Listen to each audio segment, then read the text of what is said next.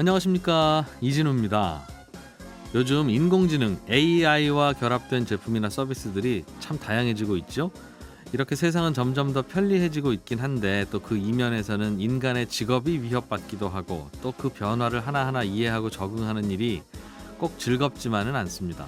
최근에는 글로벌 IT 기업들과 이제 국내 기업들까지 가세해서 초거대 AI를 어떤 나라의 어떤 기업이 먼저 개발하느냐를 놓고 또 경쟁을 벌이고 있다고 하는데요. 오늘은 이 인공지능 AI를 둘러싼 최근의 이슈와 기술 개발 이야기가 참 재밌고 흥미로워서 전문가들 두 분 모시고 공부를 좀 집중적으로 해볼 겁니다. 손에 잡히는 경제 플러스 지금 시작하겠습니다. 네, 요즘 차세대 인공지능이라고 불리는 AI 개발을 놓고 경쟁이 치열해지고 있습니다. 여기까지는 다들 아시죠? 구글, 아마존, 마이크로소프트 이런 유명한 기업들도 뛰어들고 있고 미국과 중국의 AI 기술 전쟁도 벌어지고 있고, 그런데 우리나라 기업들도 속속 개발에 뛰어들고 있다고 합니다. 여기서 우리는 이거는 AI와 관련한 프로그램을 만들면 한 나라에서만 쓸 수 있어서 이렇게 각국이 다 만들려고 하는 건지, 이걸 먼저 선점하면 뭐가 좋은 건지, 우리나라의 기술 경쟁력은 어느 정도인지 궁금하시잖아요. 오늘은 이 이슈를 좀 공부해 보겠습니다.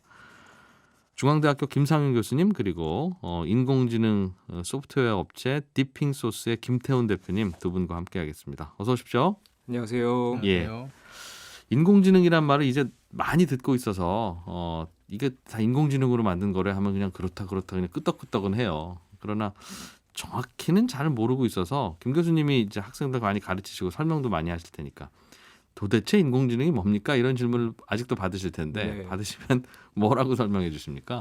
아무래도 기술적으로 설명드리면은 이해하시기가 쉽지 않기 때문에 예. 일상에 지금 적용되고 있는 영역들을 좀 설명을 드리죠. 가장 흔히 이제 우리가 인공지능을 접하고 있는 곳이 네. 유튜브나 넷플릭스 이제 다들 많이 쓰시잖아요. 네. 거기 들어가시면은 첫 화면에 추천 영상들 뜨지 않습니까? 네. 이게 이제 여러분들이 각자 검색하고 혹은 영상을 들어가서 얼마나 오랫동안 시청하고 이런 거를 통해서 여러분이 좋아하는 어떤 영상의 내용이나 주제를 이 유튜브나 넷플릭스의 인공지능 알고리즘이 학습을 하고 있는 거죠. 네. 그러면은 이제 여러분들이 그 유튜브나 넷플릭스에 들어갔을 때 그 좋아하실 만한 영상을 그날 다르게 추천을 해주는 거죠. 깜짝깜짝 놀라고 하잖아요. 우리가. 예. 그게 이제 가장 쉽게 접하실 수 있는 인공지능의 어떤 사례라고 할 수가 있겠고요. 또 하나 대표적인 사례로 요즘 대개 로봇 청소기를 하나씩 다 쓰실 겁니다. 예. 이제 로봇 청소기도 저도 이제 그 인공지능이나 이런 데이터 쪽을 연구하는 사람이다 보니까 로봇 청소기의 재미난 움직임을 발견할 때가 있는데요. 로봇 청소기가 이렇게 방안을 돌고 청소를 하다가 네. 문턱 부분에 가까이 다가가면은 예. 속도를 줄일 때가 있어요.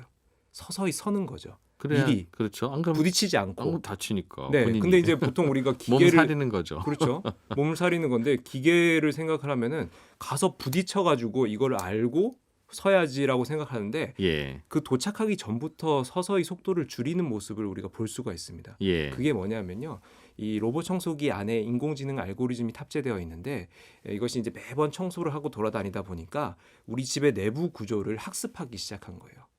그래서 오늘 처음 사온 청소기와 네. 몇 달을 쓴 청소기 움직임이 달라지는 것을 여러분이 볼 수가 있습니다. 같은 집안에서. 네, 아, 저는 깊게 관찰 안 해서 모르겠어요. 네. 한번 그렇군요. 오늘 댁에 가서 한번 보시면은 그걸 배운다는 거예요? 그렇죠. 그 이제 뭐 인도어 GPS 이렇게 얘기하기도 하고요. 예. 이제 그게 이제 로봇 청소기 업체들이 다양하게 2017년 전후에 인공지능 알고리즘을 로봇 청소기에 탑재하기 시작했거든요. 네. 근데 로봇 청소기의 역사가 이제 2000년 초반부터 나오기 시작했는데 그 당시만 해도 이렇게 머신러닝, 딥러닝 알고리즘이 로봇 청소기에 탑재되어 있지 않았어요. 네. 그럼 말씀드린 대로 그냥 정해진 룰대로만 움직이고 가서 부딪히고 그냥 막 이런 거죠. 예. 요즘 정말 정교하고 섬세하게 움직인다라는 느낌이 바로 인공지능 머신러닝 기능이 탑재되어 있기 때문입니다. 이것이 가장 대표적으로 우리가 흔히 접할 수 있는 인공지능의 사례라고 할 수 있겠고요. 또 하나 또 재미난 사례로 우리 이제 가상 스피커라고 하는 혹은 예. 뭐 AI 비서라고 표현하기도 하고요.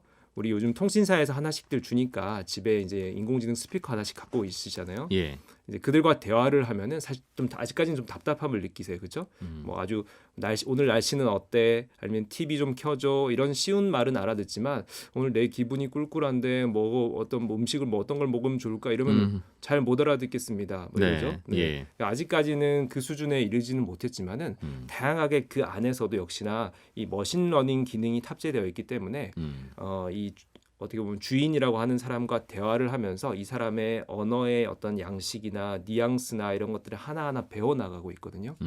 예, 대표적인 브랜드가 아마존의 이제 에코라는 이제 가상 스피커가 있습니다. 예. 아직 예. 우리나라에는 제대로 출시가 되진 않았는데요. 그 안에 아마존 에코 안에 그 AI 알고리즘의 그 이름이 알렉사라는 알고리즘이거든요. 그 알렉사가 거기 탑재가 되어 있어요. 네. 그럼 알렉사의 기능은 뭐냐? 지금 알렉사가 최근 들어서 영어도 마스터를 했고요. 독일어를 마스터를 했고요. 그다음에 일본어를 마스터를 했어요. 마스터를 한다는 게 무슨 뜻이에요? 그러니까 일상적인 정도 수준의 대화가 가능한 알아듣고 말을 한다는 그렇죠. 거예요. 네, 방금 제가 말씀드린 뭐 TV 켜줘, 오늘 날씨 어때? 지금 이 정도보다 조금 더 아마 복잡한 문장도 알아듣겠죠. 그래서 AI 스피커의 쓰임에 적합한 수준의 언어 학습을 이제 마스터를 했다라는 거죠.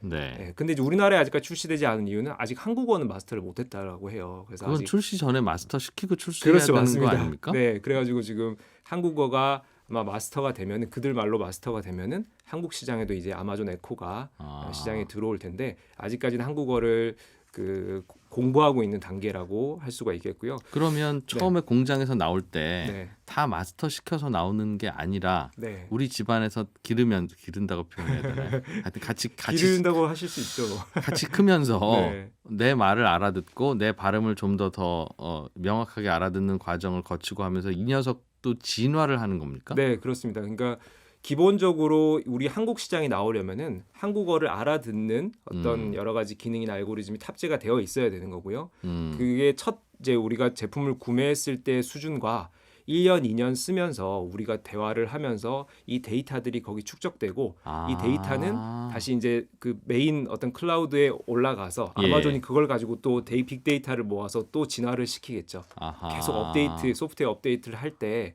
그 알고리즘이 진화된 버전으로 아마 업데이트가 진행이 될 겁니다. 그러면은 계속 한국어 습득 능력이 높아지는 거죠. 그러면 이준희 기자님께서 오늘 했던 이야. 말은 못 알아듣는데 내년에 걔한테 똑같은 걸 물어보면 알아들을 수가 있다라는 거죠. 그러면 전라남도 있는 광주에 있는 스피커와 네. 대구에 있는 스피커를 네. 서로 하루만 바꿔서 써보자 우리 네. 친구가 둘이 네. 싹 바꾸면 네. 같은 회사에서 같은 날 산 건데도 네. 갑자기 못 알아듣겠네요. 그렇게 야, 밥 되는 게 이제 먹었냐? 미래의 그러면 상황을 펼쳐질 수 있는데 지금 현재 어제까지 알아듣던 그 친구가 예, 지금 현재 기업들은 전라도 광주의 분과 네. 이준희 기자님 서울 분과 그 말하는 데이터를 모아가지고 그걸 새로 자기들 이제 기업 차원에서 학습을 시켜가지고 소프트웨어로 뿌려주는 거죠. 모든 전국의 모든 그렇죠. 스피커에 네, 네. 그날 그 내 기기가 바뀌는 게 아니고요. 알겠어요. 예, 메인에서 뿌려주는 거죠. 그럼 아까 전기 청소기가 우리 집 문턱 넘을 때 한번 다치고 나면 얘도 알잖아요. 네. 그러면 그것도 어디 메인 컴퓨터 쪽으로 가서 업데이트가 돼서 또 전국에 있는 모든 그 전기 청소기가 다 똑같이 학습하는 겁니까? 그렇죠. 기본적으로 그런 소프트웨어 업데이트 할 때는 그렇게 진화된 버전으로 깔릴 것이고요. 예. 그다음에 로봇 청소기는 아까 말씀드렸다시피 이 구매해서 사용하는 그 패턴이 기본적으로 이 인도어 GPS라고 하는 맵이 네. 이 자동으로 그 기기 안에 저장이 되게 그걸 예. 활용할 수 있게 세팅이 되어 있습니다. 그렇군요. 네. 알겠습니다. 현장에서 이 인공지능 관련해서 직접 사업하고 계시는 김태훈 대표님. 예. 일단 김 대표님은 무슨 일을 하세요? 인공지능에서도? 예, 저희는 우선 AI를, 그러니까 인공지능을 예. 이제 사람들이 안심하고 안전하게 활용할 수 있는 일을 하고 있다. 이건 무슨 뜻이냐면요. 예. 그 인공지능이 사실 점점 많은 데이터를 분석하고 있어요. 예를 들면은 뭐 어느 놀이공원에 갔는데 애가 없어졌습니다. 그럼 예. 찾아야 되잖아요. 예. 그럼 사람이 그 CCTV를 다 보고 찾을 수는 없거든요. 너무 오래 걸리니까. 근데 네. 인공지능을 이용하면 사실은 굉장히 빠르게 찾을 수가 있어요. 아하. 근데 이제 문제는 뭐냐면은 카메라에 거기 있는 모든 사람이 다 찍혀 있는 거죠. 그거를 이제 인공지능이 분석한다. 사실 좀 뭔가 무섭기도 하고 좀 거부감이 들지 않습니까? 이제 저희가 하는 일은 거기서 개인 정보를 인공지능이 절대로 못 건드리게 이렇게 데이터를 싹 처리해 줍니다. 그러면은 인공지능이 원래 하려던 일들, 뭐 없어진 물건을 찾거나 없어진 사람을 찾거나 아니면 네. 누구 뭐 위험에 처한 상황을 발견한다거나 이런 것들은 다 하는데 거기 있는 사람들 한 명 한 명이 누군지, 이 사람들이 어디서 왔는지 이런 개인 정보들 이런 것들은 절대로 알아내지 못하게 네. 그렇게 데이터를 싹 처리해주는 그런 어떤 일종의 안전장치라고 볼 수 있죠. 그런 기술을 개발하고 있습니다. 오늘 들어보니 인공지능을 뭔가 키우려고 개발하려면 끊임없이 데이터들을 자꾸 부어줘야 되는데 예. 닭, 돼지 사료 주듯이 그런데 그 사료에 혹시 개인정보 들어가는 거 있을까봐 예. 그거 다 걸러내는 역할을 하는 소프트웨어다 이 말이군요. 예, 그렇습니다. 김 대표님, 아까 그 김 교수님이 설명을 해주셨는데 어떻게 컴퓨터가 배워요? 그 우리가 그동안 컴퓨터는 if 이렇다면 요렇고 이러면 저렇고 그러니까 그거는 하는데 그러니까 게임도 그렇잖아요. 여기서 예. 요 카드를 내면 다음 카드는 요걸 내고 그런데 지금 인공지능은 뭔가 이제 어제까지 몰랐던 걸 오늘 배운다는 거 아니겠습니까? 예. 그게 어떤 식으로 가능합니까? 왜 그게 가능해요?라고 질문 드리면 설명이 어려운 개념인가요?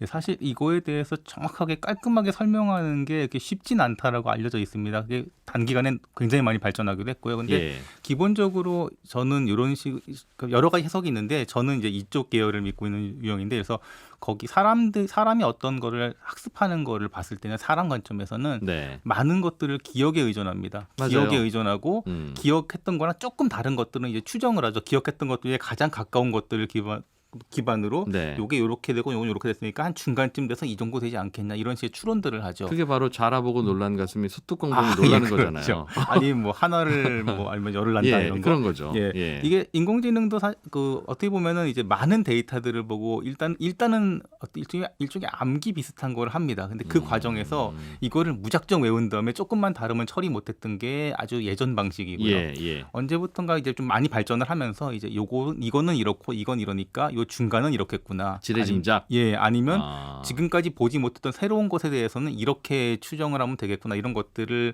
어떻게든 그 어떤 모델링이라고 보통 하는데 이런 것들을 표현하거나 어떤 구성하는 그런 어떤 방식이군요. 설계 방식들이 나왔고 예. 이제 그거에 의해서 데이터를 많이 집어넣다 보면은 최근에는 오히려 또 이런 설계 방식들을 예전에 사람이 집어넣었으면 말씀한 것처럼 뭐 어떤 조건문을 넣어서 이런 건 네. 이렇고 이게 예전 방식의 어떤 그런 모델링한 방법이고 이 모델링마저도 자동으로 그냥 하자 인공지능이 그러니까 언제 어떤 조건으로 무엇을 처리하는 거 이런 것들을 다 자동으로 하게 진화하면서 네. 이제 학습을 하게 됐는데 이제 이 과정이 너무 예상보다 잘 되다 보니까 이제 사람들이 이제 과학자들이 네. 이게 대체 어떻게 작동하느냐, 얘는 왜 이런 판단을 했느냐 이런 거에 대해 설명하기가 굉장히 어려워진 거죠. 가끔은 무서워요. 예, 가끔은 너무 잘 돼도 모르고 가끔은 이렇게 잘 되는 게 갑자기 왜 예상치 못했던 걸 하느냐 해서 알파고 네. 같은 경우도 그래서 중간에 왜 이런 수를 뒀느냐에 대해서 상당히 말이 많았고요. 중간에 한번 그러니까 어떻게 배우는지 스스로 배우니까 예, 실수도 왜지 이제 인간이 추적도 안 되고 고쳐지지도 않고 예, 물어도 답도 없고. 네. 그리고 아직까지는 뭐 사람 같은 경우에는 어린이가 교육을 하는 과정에서 이게 이래서 이걸 틀렸구나라는 게 대충 짐작이 가는데 이제 네. 인공지능은 아직까지는 그 짐작이 가서 틀리는 경우도 있지만은 전혀 예상 못한 행동을 하기도 하죠. 그래서 최근에는 뭐 이런 설명 가능한 인공지능 이런 거에 대한 어떤 분야도 좀 생겨나서 많이 좀 연구되고 있고 그렇습니다. 김상훈 교수님, 네. 그 인공지능 공부를 많이 하고 계시고 지금도 하실 테니까 네. 이제 인공지능이 이제 신기하네 이 친구 잘하네 하는 분야도 있겠습니다만 도대체 이런 분야는 왜 이렇게 못하지? 정말 여기는 깡통이구나 하는 분야가 따로 있습니까? 인공지능이 잘 못하는 일. 한 두 가지 정도 말씀드릴 수 있을 것 같은데요. 예. 인공지능이 일단은 우리가 그냥 말 그대로 인공지능 하면 인간의 판단을 하는 거다라고 우리가 선언적으로 생각을 할 수 있지만은 예. 인공지능이 사실은 인간이 부여하는 데이터를 기반으로 학습을 하는 거거든요. 네, 그렇다면은 다시 말해서 우리가 지어주는 그 데이터의 분야를 학습을 하는 거기 때문에 네. 그 분야 외의 얘기를 하면은 얘는 제대로 반응을 하지 못합니다. 그러다 보니까 어떤 분야에 특화되어 있는 인공지능들이 먼저 발전을 하는 거죠. 그러다 보면 우리가 어떤 데이터를 집어넣느냐가 또 상당히 중요하거든요. 그래서 예. 김태훈 대표님 같이 이제 인공지능이 좋아할 만한 그리고 인공지능에게 양질의 데이터를 제공하는 것이 중요하기 때문에 그와 관련된 솔루션 업체들이 생겨나고 있는 것이고요. 그래서 인공지능이 우리가 준 데이터 분야 외의 분야에 대해서 물어보면은 상당히 답하기 힘들다. 예, 그렇다면은 그런 분야들을 점점 확장시켜 나가려면은 얼마나 우리가 이 데이터들을 많이 확보를 하고 네. 그다음에 또 양질의 데이터를 확보를 해야 되는 그런 어려움이 있다라는 부분이고요. 또 하나 인공지능이 잘 못하는 부분은 가치 판단이라고 하는 부분입니다. 이게 데이터 기반으로 하다 보니까 지금 주어진 데이터셋에서는 A는 B고 B는 C다라고 이게 자기가 다 자체적인 결론을 내렸다고 쳐도 네. 인간의 윤리라든지 어떤 가치라든지 이런 개념이 들어가면은 네. A에서 B는 맞는데 B에서 C로 가는 거는 요즘 시대 상황을 반영했을 때 아니다라고 우리가 해석할 수가 있는데 네. 그 데이터 주어진 셋으로 학습을 해봤더니 인공지능은 B에서 C로 가는 루트를 정답이라고 생각하는 거예요. 네, 그런 부분들은 솔직한 녀석이 되는군요. 그렇죠. 매우 솔직하고 매우 기계적인 녀석이 당혹스러울 됩니다. 만큼 솔직한 녀석이. 맞습니다. 그렇게 되다 보니까 아무래도 인간의 가치 판단, 시대 상황, 어떤 감정적인 부분들을 인공지능에 반영하기까지는 생각보다 좀 시간이 걸릴 것이다. 시간 걸리더라. 네, 네. 되기는 될 것 같은데요. 진화하는 거 보니까. 그렇죠. 네. 가능해지겠죠. 아니면 사실은 본인은 알고 있는데 네. 이렇게 얘기하면 사회적 기준과 맞지 않아서 그래서 모른다고 하는 걸지도 몰라요, 교수님. 네, 그게 이제 그런 비슷한 사례가 있습니다. 2016년도에 마이크로소프트가 네. 챗봇 이름이 이제 테이라고 하는 예. TEI라고 하는 챗봇을 개발을 했어요. 예. 그래서 마이크로소프트가 우리가 이제 전 세계적으로 상당히 소프트웨어 개발 능력이 뛰어난 기업이기 때문에 당연히 잘 나왔겠거니 생각을 하고 예. 시장에 이제 베타 버전으로 먼저 이제 한번 뿌려봤어요. 네. 그랬더니 16시간 만에 서비스 문을 닫았어요. 그 이유가 16시간 동안 이렇게 이제 소수의 어떤 뭐 개발자나 관심 있어 하는 분들께 뿌리고 한번 테스트 해보세요 뿌렸더니 이게 악의를 품은 이 사용자들이 네. 나쁜 말들을 막 학습시킨 거예요. 예를 들면은 인종차별 언어라든지 성차별 언어라든지 예. 아니면 뭐 이제 F 들어가는 욕 같은 것들 막 그런 것들을 막 학습을 시켰더니 이 16시간 만에 태희가 어떻게 보면 깐난 애기였는데 한 열 몇 살에 막 욕을 하는 친구가 돼버린 거예요. 그래가지고 그 이후에 사람들의 이제 막 컴플레인이 들어오기 시작한 거예요. 태희가 내가 그냥 일상적인 대화를 했는데 막 욕을 하고 막 인종차별 언어를 막 서슴지 않는다. 네. 그런 컴플레인이 막 삽시간에 막 들어오기 시작한 거예요. 그럼 그 친구는 다른 사람으로부터 들은 말을 그냥 그렇죠. 써먹는 맞습니다. 건가 봐요. 그러면 안 되지. 이 그러니까 친구가. 사람들이 뭐 수백 명과 대화를 해봤더니 예. 그런 욕이라든지 인종차별 언어를 이럴 때 이렇게 당연하게 이런 상황에서는 요소 이런 얘기 쓰는구나. 나오는구나. 네, 그렇게 그러니까 이제 아는구나. 이해를 하니까 예. 이게 인간의 언어라고 착각을 한 거죠. 그러니까 그 데이터 셋이 중요하다는 게 이렇게 부정적인 악의를 가진 데이터 셋을 학습을 시키면은 인공지능이 예. 그쪽으로 진화하는 거죠. 그래서 얘가 16시간 만에 서비스를 중단한 사례도 있고요. 작년에 우리나라 사례도 있죠. 이루다라는 예. 그 또 벤처 기업이 그 챗봇을 만들어서 발표를 했는데 네. 이것도 역시나 테이와 마찬가지로 사용자들이 아무래도 좀 이렇게 한번 건드려 보고 싶지 않습니까? 그래서 예, 이용자들의 예. 또 나쁜 말을 가르친 거예요. 그래가지고 뭐 예를 들면 이 데이트 관련된 챗봇인데 뭐 제가 남성이면은 이루다가 어떤 내 여자친구 같은 느낌으로 대화를 할 수 있는 그런 네. 어떤 서비스를 하고 있는데 뭐 되게 또 이렇게 성차별적인 단어를 쓴다든지 아니면 뭔가 무시하는 단어를 쓴다든지 이거를 이제 사용자들이 나쁘게 학습을 시킨 거죠. 그럼 더 이상 너는 배우지 마. 다 배운 거 다 배웠어. 출시. 이러면 더 이상 학습은 안 하는 인공지능으로 출시하면 안 됩니까?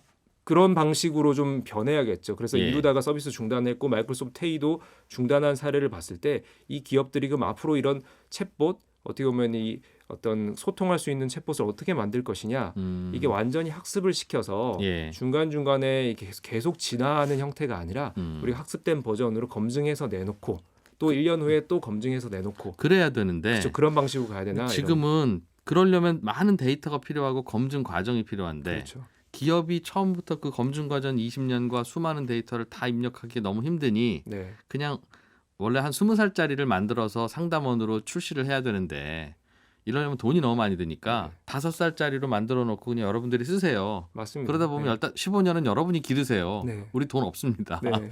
그러다 보니 상담원으로도 잘 크는 녀석도 있고 사냥꾼으로 크는 녀석도 있고 불량배로 크는 녀석도 있고 그러는 거 아닙니까? 네. 그렇죠. 이게 챗봇도 그렇고요. 모든 인공지능이 그렇습니다. 학습을 하면 할수록 정교해지고 정확해지는 거거든요. 이제 그런 측면에서 기업 입장에서는 정말 학습을 완벽히 시켜가지고 시장에 출시하는 게 가장 베스트겠지만은 예. 그 비용이 어마어마합니다. 데이터도 그만큼 많이 수집을 해야 되고요. 예. 그 데이터를 학습시키는 과정이 엄청난 컴퓨팅 파워가 들어가는 거거든요. 음. 그런 비용과 기간을 다 자기들이 부담하면서 이 리스크를 안고 가기가 쉽지가 않거든요. 그래서, 그러다 보니까 초기 버전으로 내놓고 미완성품을 내놓고 그렇죠. 뭐 사고를 미완성품이라고 치르네요. 그렇지만 그게 이제 진화하는 거죠. 이제 어린 예. 아이에서 시장에 나오면은 네. 계속 진화하는 형태인데 그게 이제 부작용들이 그렇게 나타나고 있는 거죠. 네. 우리도 미완성품으로 서로 결혼하잖아요. 그러니까 그렇게 싸우죠. 인간들도. 김 대표님 덧붙이실 말씀이 있을 것 같은데. 예, 그게 아무래도 그 이런 것 같아요. 사람도 교육을 잘 시켜야 되는 것처럼. 예. 예, 그런데 사실 인공지능은 아직까지는 보통 서비스가 출시되거나 했을 때 교육을 잘 시킨다라는 게 사실 회사가 아무리 교육을 잘 시켰어도 나중에 이제 완전 공개돼서 예. 수많은 사람들이 교육을 시키는데 아시다시피 악의적인 사람들이 더 열심히 장난처럼 하는 경우가 있다 보니까 네. 이제 그런 부작용이 나고 있고요. 그리고 이제 지금 요 사례도 그렇지만 어떤 데이터의 어떤 편향성이라든가 그런 이슈도 굉장히 크게 좀 나오고 있죠. 요즘에 데이터에서 뭐 어떤 인종이라든가 아니면 어떤 주로 학습을 많이 시킨 데이터에 아무래도 더 가치를 많이 두다 보니까 예. 이제 이런 일도 벌어지고 있습니다. 물론 나중엔 뭐 시간이 또 지나면은 인공지능이 알아서 아 이런 거를 쓰면 안 되는구나 이런 말을 하면 안 되는구나까지 학습을 할 수 있을지는 모르겠지만 예. 아직은 이제 중간 과도기다 보니까 이제 이런 현상들이 좀 많이 생기는 것 같습니다. 예. 중앙대학교 김상윤 교수님 그리고 디핑소스의 김태훈 대표님 두 분과 인공지능 이야기 듣고 있는데요. 아, 이게 정말 흥미진진하네요. 잠깐 광고 들으시고 바로 이어가겠습니다. 인공지능 업계의 최신 트렌드 중앙대 김상윤 교수, 디핑소스의 김태훈 대표 두 분과 함께 재미있게 들어보고 있습니다. 오늘 여쭤보고 싶은 건 사실은 인공지능의 요즘 그 이제 트렌드라고 해야 되나요? 각 국가별로 거대 인공지능이라는 걸 개발하는 경쟁을 하고 있다는 뉴스를 들었습니다. 마치 태능 선수촌에서 우리 국가대표 훈련시키고 어디죠? 중국에서는 북경 어디에서 막 국가대표 훈련하고 하듯이. 그런데 이게 근본적으로 소프트웨어라면 마이크로소프트라는 회사가 만든 우리 오피스 프로그램 전 세계가 다 쓰고 다 쓰잖아요. 물론 돈은 좀 냅니다만 뭐 그냥 한 나라에서 만든 거 쓰지 뭘 그렇게 경쟁을 할까 하는 생각이 얼핏 들어서 이게 무슨 일이 벌어지고 있는 겁니까? 궁금해서요. 네, 제가 좀 말씀드려 볼까요? 최근에 이제 이슈가 되고 있는 그게 이제 초거대 AI라고 하는 어떤 모델인데요. 네. 말 그대로 초거대 AI가 거대해졌다라는 거죠. 앞서 제가 쭉 이제 흐름상 말씀드린 게 AI가 알고리즘 자체의 성능도 중요하지만 얼마나 많은, 얼마나 정확한 데이터를 학습하느냐, 이 데이터 셋도 중요하다 말씀드렸죠. 예. 그러려면 이 데이터 셋이 무슨 우리가 뭐 사람이 이제 손에 보이는 뭐 문서 몇 장이 아닙니다. 정말로 엄청난 광대한 양의 데이터를 학습을 하는 게 중요하고 그러다 보면은 아무래도 이런 어떤 데이터 처리 능력이라든지 데이터의 저장 관리 비용도 드는 거죠. 그래서 정말 광범위한 데이터 셋을 가지고 학습을 해서 좋은 알고리즘을 거기에다가 반영을 시키고 또 하나는 이를 처리하기 위해서는 또 어떤 컴퓨팅 파워가 필요한 거죠. 그래서 최근에 우리 GPU라고 하는 그 주로 이제 엔비디아라고 하는 회사에서 주로 이제 시장을 장악하고 있는 이 GPU라고 하는 시장이 원래 그래픽 카드에서 출발한 이 프로세서인데 그래서 이 거대 AI라고 하는 것이 이 데이터 셋을 상당히 광범위하게 가져가는 거 첫 번째고요. 그다음에 이 GPU와 같은 이런 하드웨어 능력을 또 상당히 많이 확보하는 거. 예. 그게 두 번째고요. 세 번째가 알고리즘. 우리가 AI 다양한 데이터를 처리하고 분석하고 의미 있는 결과를 내는 알고리즘 자체도 또 소프트웨어적으로 진화하고 있기 때문에 예. 이 삼박자가 다 갖춰지려면은 상당한 비용과 그리고 어떤 인력이 필요합니다. 네. 그래서 이게 초거대 AI라고 하는 것이 아주 소규모의 AI가 아니라 요 삼박자가 다 갖춰진 거대한 자본을 들여서 거대 규모의 AI 어떤 모델을 만든다. 그럼 그렇게 만든 보시면 AI는 이른바 바둑이나 잘 두는 알파고 같은 소형 AI와 비교할 때 뭐가 잘한 겁니까? 예를 들면은 예. 우리가 AI를 지금 단순히 개인의 서비스에서는 활용을 할 수 있지만은 예. 어떤 산업의 어떤 연구 개발이라든지 아니면은 산업의 어떤 새로운 신산업, 신기술을 개발하는 거라든지 네. 새로운 비즈니스를 만든다든지 어떤 또 이런 의미 있는 인사이트를 도출한다든지 이렇게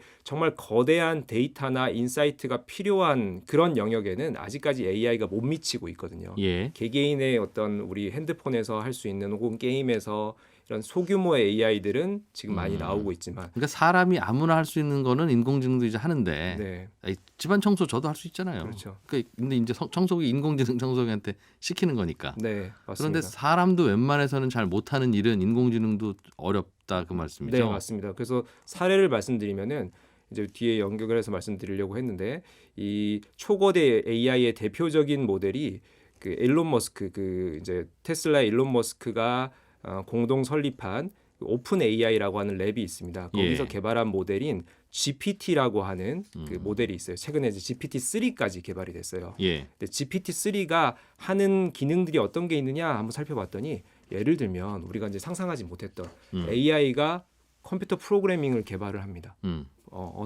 프로그램 언어를 가지고 뭔가 소프트웨어나 어떤 특정 기능들을 개발하는 개발자를 대신하는 거. 네. 그다음에 또 우리가 음악의 앞부분이나 뭐 몇몇 정보나 원하는 바를 입력해 주면은 음악 작곡도 하더라고요. 예. 그리고 또 우리가 어떤 아주 깊이 있는 보고서를 써야 돼. 제가 이제 연구자니까 보고서를 써야 되는데 이런 주제로 이런 흐름으로 보고서를 썼으면 좋겠어라고 던지면은 예. 정말 방대한 어떤 뭐 구글링이나 이런 걸 와. 통해서 보고서를 학습해 가지고 제가 원하는 보고서까지 써준다고 해요. 그게 이제 GPT의 우리가 대표적으로 구현될 수 있는 사례라고 예. 할 수가 있겠고요. 어. 네, 그래서 이런 오픈 AI가 최근에 이제 이슈가 되고 있는 이유는 그 구글이라는 그 집단에서 개발한 버트라는 모델과 그다음에 앨런 머스크 아까 오픈 AI 랩에서 개발한 GPT라고 하는 이 기술이 두 기술이 지금 대결을 펼치고 있어요. 누구 인공지능이 더 훌륭한지. 그렇죠. 거대 AI 모델을 각자 발표를 했는데 예. 계속 진화시키면서 막 엎치락뒤치락 하고 있거든요. 예, 가장 최근에 아까 말씀드린 일론 머스크의 오픈 AI 랩이 예. GPT-3라는 모델을 개발하면서 완전히 이슈가 된 겁니다. 이 GPT-3가 방금 좀 전에 말씀드린 그 여러 가지를 가능하게 해준다라고 얘기가 되고 있고요. 훌륭한 인공지능 만들기 경쟁 그렇죠. 그런 거죠. 네. 그럼 예를 들면 A라는 나라에서 예. 뭐 어떤 걸 얘기해도 멋진 보고서, 인사이트로 가득한 보고서를 잘 쓰는 신기한 인공지능을 드디어 개발했다고 쳐보죠. 와, 이거는 뭐 우리 연구소의 연구원 20명 다 해고해도 되겠네. 뭐 이 친구 하나면 다 오늘은 이거 하라면 바로 그날 바로 이런 보고서가 갖고 오고 이러니까 예. 좋을 것 같아요. 예. 그런데 그 인공지능을 만든 회사는 그 보고서 잘 쓰는 인공지능을 전 세계에서 팔아야 돈을 벌 거 아니겠습니까? 아, 그렇죠. 그러면 우리는 그거 그냥 사서 쓰면 되는 거라서 안 팔면 본인들도 돈 못 벌잖아요. 그러니까 예를 들면 무슨 차세대 전투기는 나라마다 전쟁하는 거니까 미국이 만든 전투기 중국한테 안 팔잖아요. 팔면 같이 싸울 때 힘드니까요. 그러니까 이건 전투기 개발 경쟁을 하는 게 이해가 간다인데 이거는 왜 경쟁하죠? 예를 들면 만들어서 팔면 우리도 사다 쓰면 되는데 돈 벌어야 되니까 경쟁한다고 이해하면 되는 겁니까? 사실 이렇게도 볼 수 있으니까 사실 이게 좀 복잡한 이슈가 많다 보니까 그런데 우선은 뭐 간단한 예로 갑자기 어느 날 갑자기 그 A라는 인공지능을 가지고 있는 회사 어떤 나라가 있었는데 네. 그 나라와 관계가 안 좋습니다. 만약에 뭐 외교적인 이유로 그럴 수 있죠. 그러면은 이제 요즘 그 미국, 나라에서 중국처럼. 갑자기 그렇죠. 안파라가 될 수도 있잖아요. 그래서 중국에 있는 많은 기업들이 미국에서 사업을 하기 어려워졌던 것처럼 네. 이제 그렇게 되면은 지금까지는 잘 쓰고 있었는데 어느 날 갑자기 가격이 올라가거나 아니면 못 쓰는 상황이 생길 수 있는 거죠. 인공지능이 예, 그러면은 이게 만약에 인공지능 그 어떤 기능이냐에 따라 다르겠지만은 만약에 네. 굉장히 산업 전반에 공통적으로 쓰는 기능이었다라고 한다면은 이제 상황이 많이 달라지는 거죠. 지금 예를 들어서 뭐 아까 처음에 오피스 같이 이제 많이 쓰이는 것들, MS 오피스 이런 것들을 말씀드렸는데 사실 그런 것들은 대체제들이 있을 수는 있죠, 있습니다. 있죠. 뭐 조금씩 불편할 수는 있겠지만은 예. 그런데 이제 인공지능이 만약에 어디 그 한 군데가 독주를 하는 상태가 됐고 도저히 따라갈 수 없는 상태다라고 와. 한다면은 이제 그런 정말 그냥 어느 날 갑자기 그런 문제가 생길 수도 있는 거고요. 예. 그리고 또 사실 혁신이라는 거는 이제 보시면 뭐 아시다시피 그 어떤 대기업들이 주요 기술을 갖고 있음에도 불구하고 작은 기업들, 스타트업들이 또 작은 기술들을 만들고 새로운 네. 기술을 혁신하고 하지 않습니까? 이제 그런 것들이 이제 일어나려면 역시 마찬가지로 이제 뭐 우리나라도 그렇고 다른 나라도 마찬가지일 거고 다 네. 독자적인 기술들을 또 가지고 있고 물론 가장 좋은 게 아. 시장에서는 어느 시점에서 쓰이고 있겠지만은 그럼에도 불구하고 새로운 기술은 계속 개발을 하는 게 맞다고 보고 있습니다. 김 교수님 지금 네. 그러면 이런 거는 어디가 제일 잘 하고 있습니까? 중국이 잘한다, 의외로 잘한다는 얘기는 많이 들었어요. 거기는 데이터 쓸 때 뭐 개인 정보고 뭐가 없으니까 네.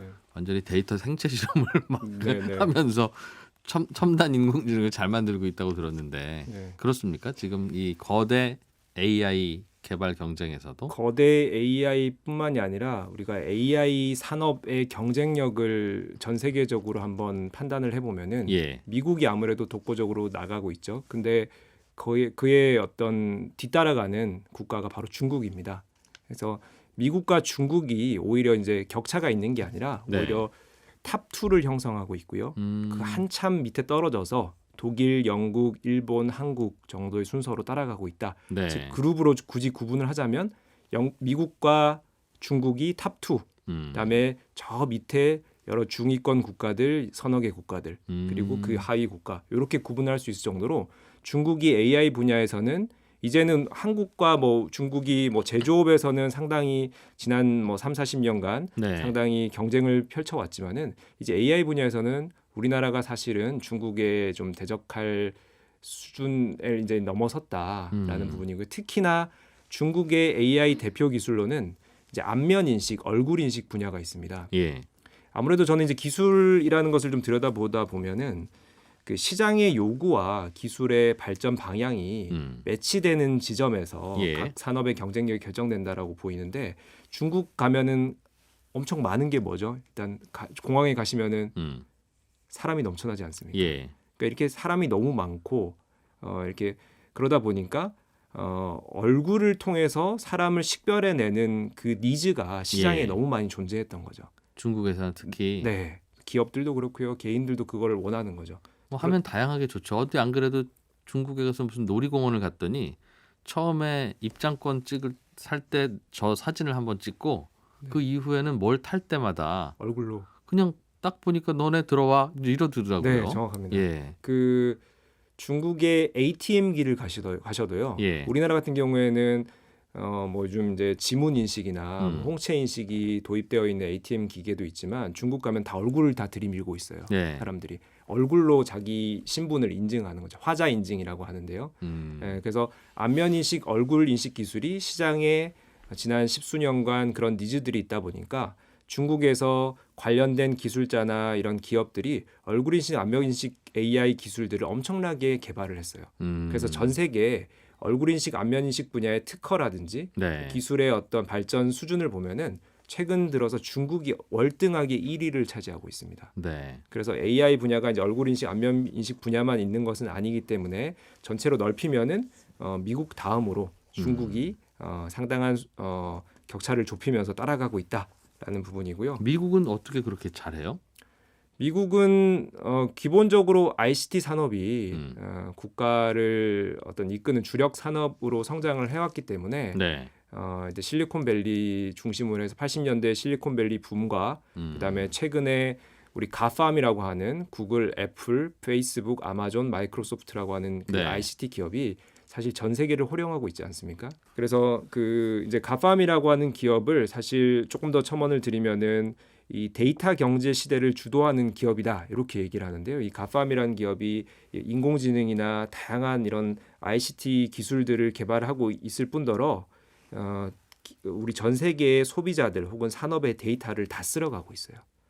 그러다 보니까 요즘 각종 검색 뭐 이런 거 통해서 그렇죠. 검색뿐만이 아니고요. 클라우드 시장도요. 아마존이 전 세계의 35% 시장 점유율을 네. 차지하고 있고요. 예. 뭐 구글이나 마이크로소프트가 각각 15에서 20%.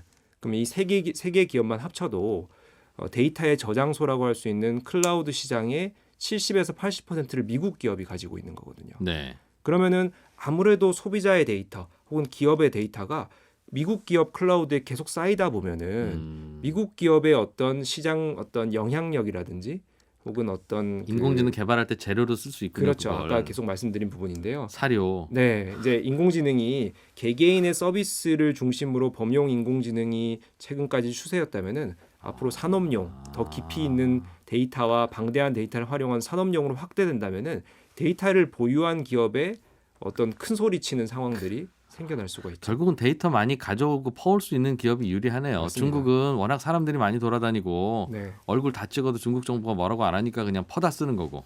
뭐 그렇게 또 이제 규제가 좀 약한 부분도 있긴 하죠. 구글도 우리가 매일 검색하는 거 그거 다 데이터로 갖고 가서 본인들이 쓰니까 가능한 것이고. 네.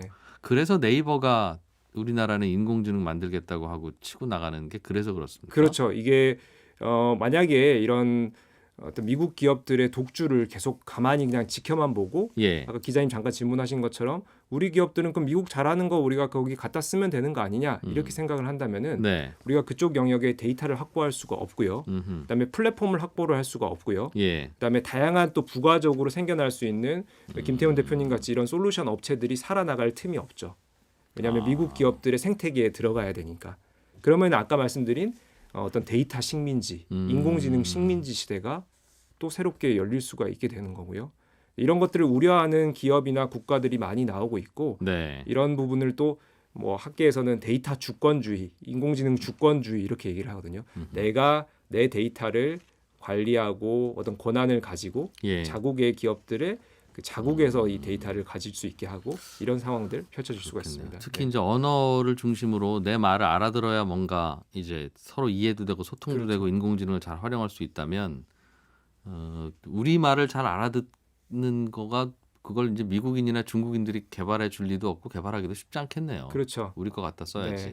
아까 아마존 에코 사례도 말씀드렸지만 한국어가 예. 아직까지 학습이 안 된 것도 있고요. 그래서 예, 한 가지 또 재미난 사례가 있는데 네. 그 아까 말씀드린 그 테슬라 그 앨런 머스크가 설립한 그 오픈 AI 랩에서 GPT-3라는 거대 예. AI 모델을 개발했다고 말씀드렸는데 이 모델을 이제 초창기에 개발할 때만 해도 앨런 머스크는 이 얘기를 했어요. 우리 오픈 AI 랩의 목표는 전 세계인들이 1유로의 인공지능을 쓸 수 있게 하겠다. 1유로 인공지능을 우리가 보급하는데 앞장서겠다. 이렇게 얘기를 했거든요. 천원 샵. 네, 천원샵 같은 거죠. 그만큼 싸게 음. 아주 좋은 기술들을 많이 배포해서 인공지능 수준을 끌어올리겠다라고 발표를 했는데 네. 최근에 이걸 뒤집었어요. GPT-3 발표하면서 이걸 추후에 유료화 모델로 가져가겠다. 이게 뭐냐면은 기업들이 이걸 가지고 많은 부가 수익을 올린다면은 이 GPT-3 오픈 API 랩이 예. 어떤 과금을 부과해가지고 수수료를 묻겠다라는 거거든요. 이런 어떤 그 횡포가 앞으로 있을 수 있다. 예, 나타날 수가 있죠. 지금까지 널리 보급해서 데이터 갖다가 써서 진화시키는 데까지는 공짜로 주다가 됐다 싶으면 이제 딱 묶어서 그럼 충분히 우리나라만 그럴 수 쓰거나 있죠. 네, 비즈니스 돈을 아주 많이 내는 쪽만 쓰게 하거나. 네, 그렇죠. 그렇군요. 중앙대학교 김상윤 교수님 그리고 디핑소스의 김태훈 대표님 두 분과 함께 최근에 그 AI 개발 트렌드와 미래에 대한 예측, 걱정 함께 해봤습니다. 두 분 고맙습니다. 네, 감사합니다. 네, 점점 더 기술이 세상을 바꾸는 때가 다가오고 있어서 저희도 기술 관련한 여러 정보들을 전해드리려고 하는데 다른 기술들은 모르겠는데 이 인공지능 기술과 관련해서 이야기가 나올 때면 참 생각이 많아집니다. 앞으로 세상은 어떻게 바뀔지 우리의 직업들은 어떻게 바뀔지 다시 한번 생각해 보시죠. 예, 손에 잡힌 경제 여기서 마무리하겠습니다. 고맙습니다. 더 깊고 더 재미있는 경제 이야기 이진우의 손에 잡히는 경제 플러스